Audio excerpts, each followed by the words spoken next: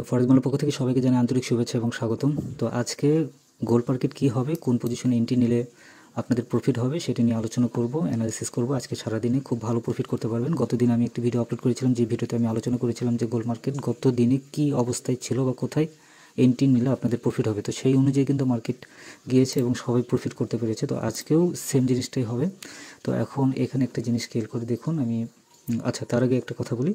আজকে কোনো প্রকার ফরেক্স ফ্যাক্টরিতে বা ফরেক্স রিলেটেড কোনো হাই ইম্প্যাক্ট কোনো নিউজ নেই, শুধুমাত্র এফওএমসি একটা নিউজ আছে, সেটা মিডিয়াম ইম্প্যাক্ট নিউজ। তো আজকে গোল্ড মার্কেটে তেমন কোনো প্রভাব পড়বে না।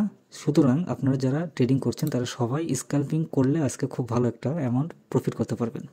তো এখানে দেখুন, আমি কয়েকটা পয়েন্ট আমি এখানে ধরে রেখেছি, সেই পয়েন্টগুলো আমি আপনাদের সাথে শেয়ার করি। যেমন ধরুন, মার্কেট এখন যে পজিশনটাতে হয়ে আছে সেটি হচ্ছে ট্রেন্ড অনুযায়ী মার্কেট কিন্তু এখন পর্যন্ত এই ট্রেন্ডটা কিন্তু ছাড়েনি।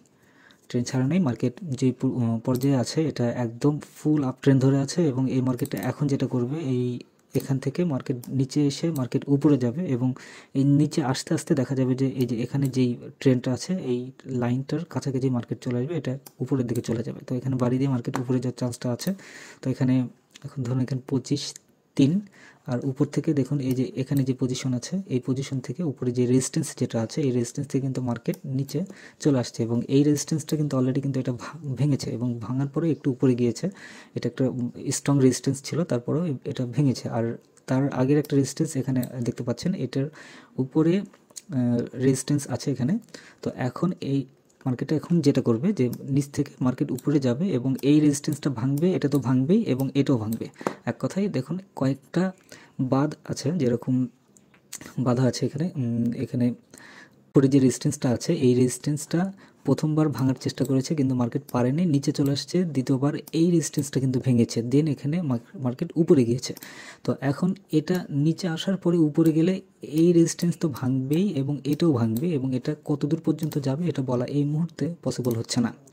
আর এখানে আরেকটা বিষয়, যে যদি মার্কেট আজকের দিনে, যদিও আজকের দিনে মার্কেট বেশি ডাউনে আসবে না, এর মধ্যে সীমাবদ্ধ থাকবে। যেমন ধরুন এখানে যেই জোনটা তৈরি হয়েছে এই জোনের মধ্যে মার্কেট সীমাবদ্ধ থাকবে। এর মধ্যে যদি যারা স্ক্যাল্পিং করতে চান তারা ভালো একটা প্রফিট করতে পারবেন। আর যেখানেই এন্ট্রি দেন না কেন, আপনাদের এসএলটি অবশ্যই এই 90 মানে 24-এর ঘরে এসএলটা থাকতে হবে। ধরুন 24-90 আপনারা এসএল দিতে পারেন। এখানে যেই সাপোর্ট যেটা আছে, এই সাপোর্টের নিচে আপনারা এসএলটা ব্যবহার করতে পারেন। আর যদি এখানে মুভিং অ্যাভারেজটা যদি উপরের দিকে এইভাবে চলে যায়, তাহলে এই মুভিং অ্যাভারেজের নিচে আপনারা এসএলটা ব্যবহার করতে পারেন।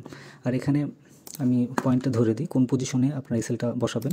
তো অবশ্যই বাই এন্ট্রির ক্ষেত্রে আপনাদের এসএলটা বসবে যেখানে, এখানে 2500-তে আপনার এসএলটা বসাতে পারেন। এখানে এসএল আমি দিয়ে দিলাম, এখানে এসএলটা 2500-তে হবে। এটা অবশ্যই বাই এন্ট্রির ক্ষেত্রে।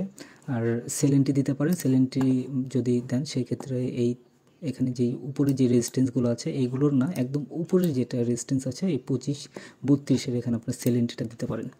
তো বাই এন্ট্রির ক্ষেত্রে এসএল পজিশনটা এটা হবে। আর আরেকটা এসএল পজিশনটা দেখে, সেটা হচ্ছে 24.89 দেন, কারণ মার্কেট একটু ট্রেন্ডটা বেশি মানে মুভ করলে একটু স্পাইক দিয়ে কিন্তু মার্কেট চলে যায়। তো সেক্ষেত্রে এসএলটা 89-এ দিলাম, এখানে 24.89। আর আরেকটা ব্যাপার আছে, সেটি হচ্ছে লাস্ট সেল এন্ট্রির ক্ষেত্রে এখানে এসএলটা হবে, এটা একটা লং এসএল হবে, বাট এটা এই সেল এন্ট্রি না নেওয়াটাই বেটার আমি মনে করছি। এখানে 33 এসএলটা দিতে পারেন। তো এর কি, আর আজকের দিনে গোল্ড মার্কেটে আপনারা যারা ট্রেডিং করছেন তারা অবশ্যই এই 15 মিনিট বা 30 মিনিটের কোনো ক্যান্ডেল দেখে করবেন না। মানে যদি মুভিং অ্যাভারেজ ব্যবহার করেন 200 বা 150 মুভিং অ্যাভারেজ যদি ব্যবহার করেন, সেই ক্ষেত্রে 15 মিনিট বা 30 মিনিটের কোনো ক্যান্ডেল দেখবেন না, কারণ এখানে কিন্তু অলরেডি অনেকগুলো ক্যান্ডেল কিন্তু এখানে ফল করেছে। কারণ এই মুভিং অ্যাভারেজ কিন্তু এটা কিন্তু কাজ করবে না এখন 15 মিনিট অনুযায়ী। আর এখানে দেখুন এই মিনিট অনুযায়ী যেটা আছে এটা তো কিন্তু কাজ করবে না, কারণ এখানে অলরেডি কিন্তু ফল্ট করেছে, এখানে কিন্তু ফল্ট করেছে। এখানে এখন মার্কেট যদি এখান থেকে যদি ব্যাক করে, দেন এটাকে এই মুভিং অ্যাভারেজটি আবারও স্ট্রংয়ের দিকে যাবে, কিন্তু এটা মোটেও ব্যবহার করবে না। এর নিচে যে সাপোর্ট যেটা আছে, এই সাপোর্ট জোনটা আপনারা খেয়াল করে দেখবেন, তাহলে এটা ইউজ করতে পারবেন।